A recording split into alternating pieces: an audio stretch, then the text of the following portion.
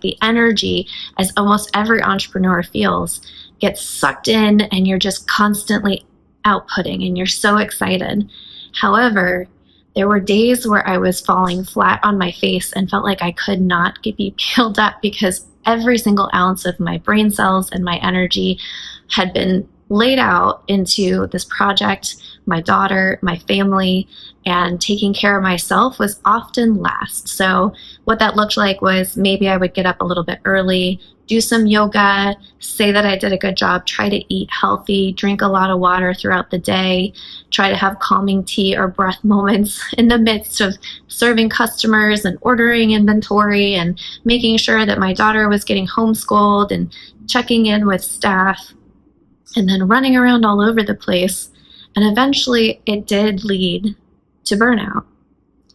The store was successful, and I moved and expanded into a larger space that became even more successful, including shipping and having more staff, adding more products, and then eventually I decided to make my own brand. In the midst of it all, I couldn't help myself. I couldn't find certain face wash that would make my skin feel soft and clean at the same time without stripping it dry. And I also couldn't find a serum that I loved to pieces, even though I was curating these top clean beauty brands. So I started my own called Hidden Forest Naturals. And through that, I started shipping and manufacturing my own skincare.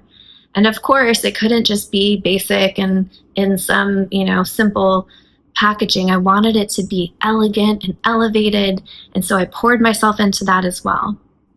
Now here's the problem. I was doing almost all of this entirely by myself. I didn't have a big staff. I didn't have a marketing firm. I didn't have a bunch of people helping me design the labels. I did hire a friend who did a fantastic and amazing job at elevating me as a person and helping me see the vision of my brand, instead of me just continually trying to figure out what it should look like.